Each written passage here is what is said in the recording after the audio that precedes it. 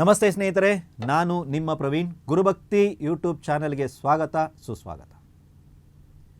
ದಂಪತಿಗಳು ಬೇರೆ ಆಗಬಾರ್ದು. ಕೆಲವೊಂದು ದಂಪತಿಗಳಿರ್ತವೆ, ಯಾವುದೇ ಕಾರಣಕ್ಕೂ ಯಾವುದೇ ದೃಷ್ಟಿಯಲ್ಲಿ ತುಂಬ ಜನ ಬಂದ್ಬಿಟ್ಟು ನಮ್ಮನ್ನು ಬೇರ್ಪಡಿಸಬೇಕು ಅಂತ ಕಾಯ್ತಾ ಇದ್ದಾರೆ ಸರ್.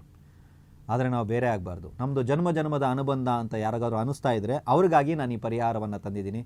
ಯಾರು ಏನೇ ಷಡ್ಯಂತ್ರಗಳನ್ನು ಮಾಡಲಿ, ನೀವಿಬ್ಬರು ದಂಪತಿಗಳು, ನಿಮ್ಮ ದಾಂಪತ್ಯ ಜೀವನ ಸುಖಮಯವಾಗಿಯೇ ಇರ್ತದೆ.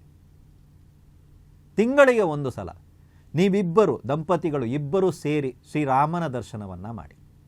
ಶ್ರೀರಾಮನಲ್ಲಿಗೆ ಹೋಗಿ ಅಲ್ಲಿ ನಿಮ್ಮ ಹೆಸರಿನಲ್ಲಿ ಅರ್ಚನೆ ಇತ್ಯಾದಿಗಳನ್ನ ಮಾಡಿ, ನಿಮ್ಮ ಕೈಲಾದಂಥ ಸೇವೆ ಇತ್ಯಾದಿಗಳನ್ನ ಮಾಡಿ, ಕನಿಷ್ಠ ಪಕ್ಷ 3/4 ಗಂಟೆ ಅಂದರೆ 45 ನಿಮಿಷಗಳ ಕಾಲ ಅಲ್ಲಿ ನೀವು ಕೂತ್ಕೋಬೇಕಾಗುತ್ತೆ.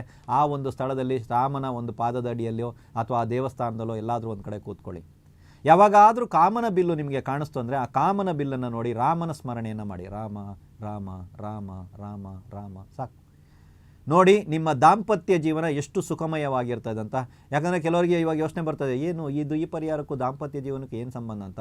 ಮಾಡಿ ನೋಡಿ. ಕೆಲವೊಂದು ವಿಚಿತ್ರವಾಗಿರುವಂಥ ತಾಂತ್ರಿಕ ಪರಿಹಾರಗಳು ಇರ್ತವೆ. ಮಾಡಿ ನೋಡಿದಾಗ ಅದನ್ನ ಅನುಭವ ಸ್ವತಃ ನೀವು ಪಡೆದಾಗ ಮಾತ್ರನೇ. ಯಾಕಂದರೆ ನಾವು ಕೊಡುವಂಥದ್ದು ತುಂಬ ಚೆನ್ನಾಗಿರುತ್ತೆ, ಕನ್ಫರ್ಮ್ ಆಗುತ್ತೆ ಅಂತೆಲ್ಲ ಹೇಳ್ತೀವಿ.